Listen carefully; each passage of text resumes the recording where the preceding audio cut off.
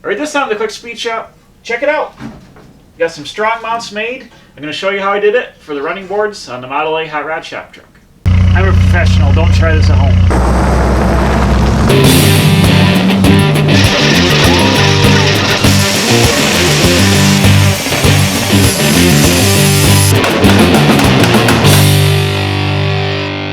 Alright, the first thing I want to do here is make the mounts for these running boards. And I'm trying to think how I want to do it. Let me get down here. So you got to have, in case somebody steps on this, I got to have a support down like this. And also to keep it like here, the fender can move around a little bit. So there's like torsional force down on it this way. So I think the best way to mount it is I got the frame rail here. I've got a piece of 2-inch angle iron. I think if I bolt it, if I slip it on the frame like this, and I put 2 bolts in it like this, and then this portion sits on the bottom of the rail so it can't twist because it would hit the frame rail up like that. And then there really shouldn't be any movement up from the bottom, so the 2 bolts here should hold it from twisting like that. But the strength you really need is if somebody puts weight on it, you don't want it twisting that way. So I think I'm going to make some 2 mounts. I'm going to have one right here where this is and one where this is. And I'm simply going to put them here. I'm going to drill the frame, and I'm going to put 2 nut certs in there, and nut cert 2 bolts in right to the frame, and then this bottom piece will sit right on the bottom of the frame. So that should make a good mount there. And I'm trying to think of how to make the brackets. I think a simple thing just be come straight down 90 and come straight over and go into here. I've got something that you don't usually see on cars. Where is it? I've lost it already. Crap. Got some rebar here that's already bent to a 90, and this stuff's pretty stout. And actually 28-29 running boards they're probably cast iron, I would guess, but they're tubing about this big, and they had a little foot that mounted on here. So I think these would be plenty. This would be plenty strong enough if I cut it off like here and like here, and then this bracket, the angle iron would weld onto the bracket like that and come down, and then this would attach to the running board somehow. I'm thinking about drilling a hole on the inside and having the rebar slip right through and come into about here. Then I can just weld it right to this bracket and weld it here, and then once get these in place and weld them, just kind of have it all welded together. Alright, so I cut up some angle iron here, some 3-inch pieces. I got my holes drilled for where it's going to bolt on the frame. And I took the rebar and I cut it out and I ground it down a little bit up here where it's going to weld, and I wire wheeled it the rest of it down back to factory. So I'm going to come in here, and these will go just like that, like I said, on the frame. And then this piece will come in, it will weld right to that bracket, which I left it extra long, so I got to trim it when I'm done. But it'll there. Then I'm going to drill a hole in this, and it'll come out over here. It's actually going to be back here. And then there'll be one in the front here too, as well. Also, all the verbs. So something like that. So there'll be 2 of them there. This should be plenty strong enough to lock this thing in place. Okay, I got it up here in the vise to show you what I'm talking about here. So my mounts, I just took the step bit and I bored into the side of the framework here. So these simply go in here about so, and then it'll get welded to the back side of the angle iron here, then also weld it to the brace in here, and that'll transfer the load way out to here. So it should be way more than plenty strong enough. Then I got the angle iron mounts here, which will go like this. I think this is too long. I'll probably have to cut the top of this off, but it'll weld on something like that. And that's pretty much your mount. Simple and super heavy duty.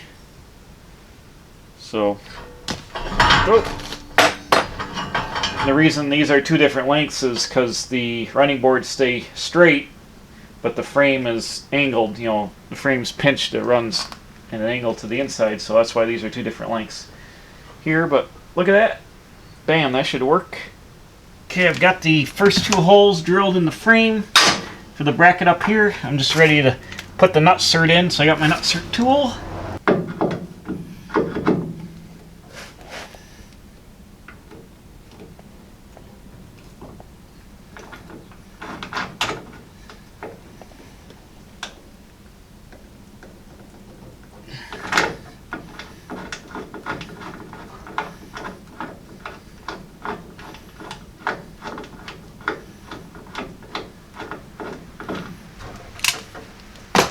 Perfect. So now, get two 5/16 bolts and I'll bolt that right on there.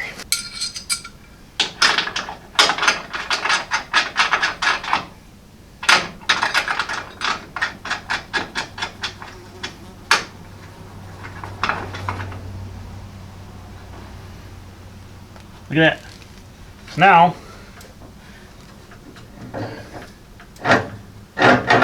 we place. We got to trim the top of this off just a little bit. It's a little high. It's got the rocker panel, or the the rocker panel.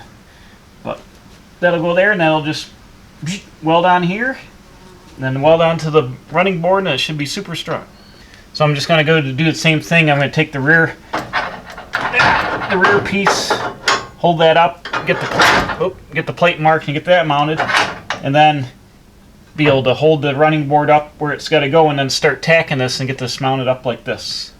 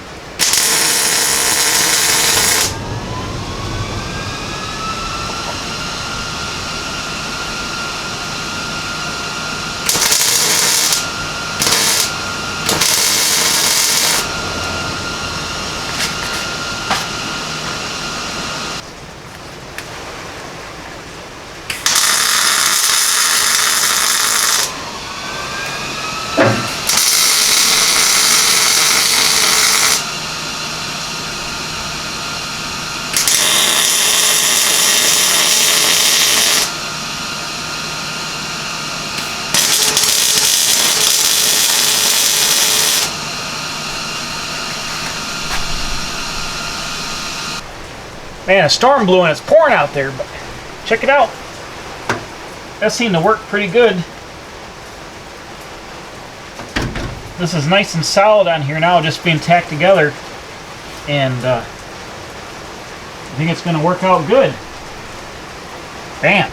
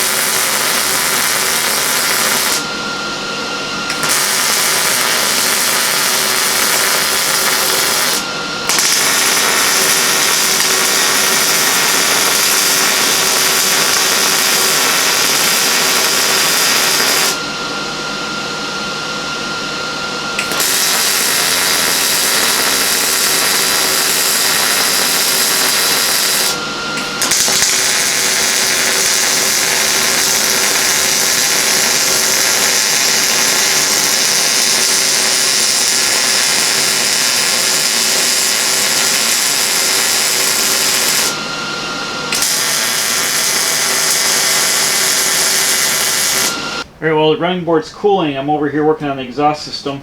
This is the tailpipe that stuck out. You know, the cab was here and it stuck out from the side. So what I want to do is duct that back here under the truck. So I got this piece of mandrel bent 2 1/4 inch tubing, and this is a slip joint here. I'm going to cut this, take this stub out, and then cut this mandrel tubing. And it's going to slip in here and duct it nice and around and out the back under the leaf spring of the truck. So right now I'm just getting the sucker cut off here.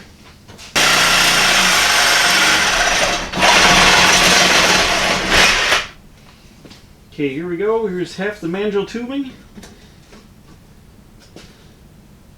Yes, it will fit right in there. Nice. Look at that. Bam. So all I gotta do is slap this back in the truck, hit this with a file, clean it up. We'll line up the exhaust, and then I'll take it out and I'll weld her up. And the exhaust will be on the truck and not hitting the running boards anymore. Bam. Alright, I got her fixed right up here with the tip going down onto the truck.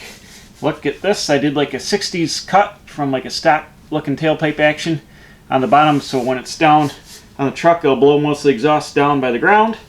So I'm gonna turn this thing around. Glad I made this easy to remove. We'll bolt this back up on here and then we'll see how it looks to the running board. Here is the exhaust over here. See how it kind of like tucks down in there? Good. Then here, inside the fender, just cut off with that slash cut so it's parallel to the bottom of the running board and it dumps on the truck, so it should work good. Okay, the next step is going to be correcting this gap here because I've made the running boards wider than the original ones. So I got a piece of 18 gauge here. What I simply want to do is come down, tie into the fender up here. I'm going to leave the original lip on here. If you're building like a show car, you trim all this off and make this nice, but this is a hot rod. Nobody's going to be looking under the fender, and these fenders are, you know, not perfect to begin with, so this isn't the best way to do it if you're building a $100,000 car, but we're building an $8,000 freaking rattle can truck here. So here we go. So I got this piece cut out to 1 1/4. It's about the width of my the lip here. I'm going to take the brake, I'm going to break it up here and come across and tie in back over to here. Okay, simply a 90-degree piece on here. This will give us a start. Come in here, like that. Looking pretty good. Sticking out a little bit. You got to trim just a touch off here. But you get the idea what we're going for here. Okay, this is my old school Eastwood shrinker stretcher. Right now I got the shrinking jaws in here. We're going to go and munch on this metal and shrink it and cause it to curve up around. Now it's a little thick, being like 1 1/4 wide, but it should work. I'll give her a go right now. What's going on here? There we go. I don't want to go too much, too fast. You just put it in here and take little bites.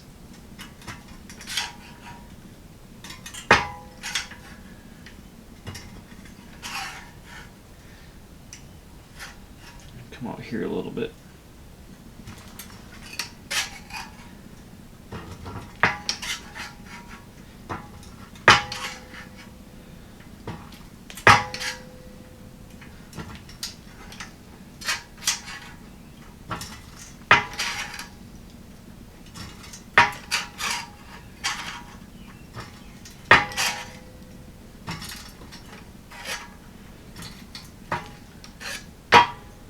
It's going to be hard to see on the camera, but it's starting to barely curve here. I think I might have to put the stretcher on the back side and stretch the back side of it. So let's see how this changes. So I take the shrinker jaws out. There's jaws. The jaws are in here and they push and pull like that. So I'll put the stretcher jaws in. Now I should be able to stretch the back side of this. It should help with the curve.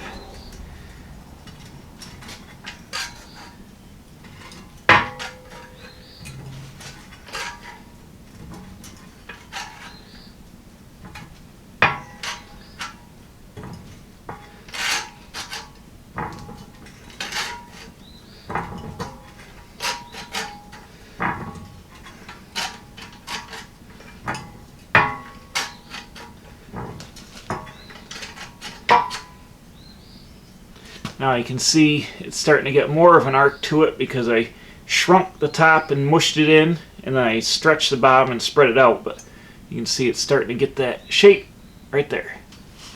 Let's see how we're looking.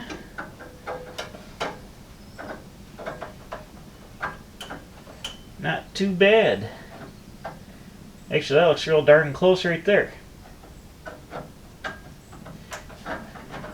Real darn close. To fill in this gap and weld it all the way along the edges, and then use the grinder and kind of roll the edge just a little bit, so I'll make sure I get good penetration, so there'll be plenty of material in here, and just kind of put a very little bevel on it when I get done welding it up. But you get the idea? Making custom pieces with the shrinker stretcher.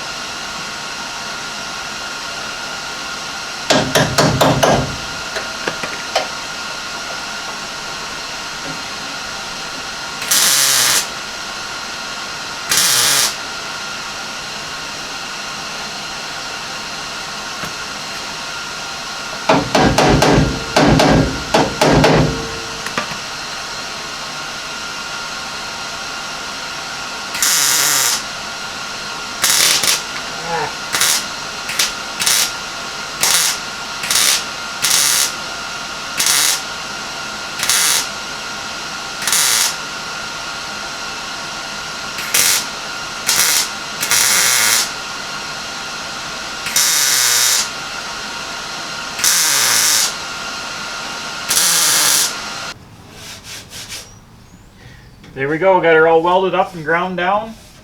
The edges rolled up real nice. I'll just take a little bit of filler here, fill in. There's a bunch of rust pits in here. There's a bunch of filler in here already. So I'll just reapply, smooth this out. But it's going to make a good spot to mount a. So it came out good, and now the fender width matches the running board width. So I just had a thought. I was going to skin these, like I said, told you. Anyways, I was going to get 16th inch thick steel diamond tread and then weld on here. I don't want to hang a bunch of weight out on these running boards, and that steel, it adds a lot of weight here. And these aren't really for going to be stepping on because they're so low to the ground, they're pretty much useless, and I don't really want to step on them anyways. But I like to save some weight, so I got thinking if I got that panel bond adhesive that I used on when I glued the roof skin on this thing, I can rough all this up, and I can get some aluminum diamond tread, and I can use the panel bond adhesive and glue the aluminum diamond tread to the framework of this. That'll save a ton of weight on each running board. It'll probably save, like, I don't know, 10, 15 pounds a side easily, and it'll be a lot easier to work with. So that's what I think I'm going to do. Have them shear me out 2 pieces of aluminum diamond tread. I'll glue them down, and then I'll just scuff them up and prime them and paint them flat black to match. So, they have the weight savings, and it'll look like how I want it to look like. So that's going to be a good plan. But we're going to do that next time, because I think I'm out of time on this video. So that's it. Got the running boards made. Got the fender extended out where it's got to be, full width. Got everything all set to go. And I'm starting to get some ideas on how to build my splash aprons here and be able to tie this up. So in the meantime, between now and the next video, I'm going to go ahead and I'm going to bang out the running board for the other side, get it all made up like this and get that mounted up, and then we'll go from there and hopefully finish these up and be real close to get this truck done and out of here for some other projects. So thanks for watching. Please subscribe. I'm putting out new videos every Wednesday and Saturday. Hit the bell for alerts. Tell your friends, and I'll see you right back here at the Quick Speed Shop. Still working on the Model A Hot Rod Shop Truck.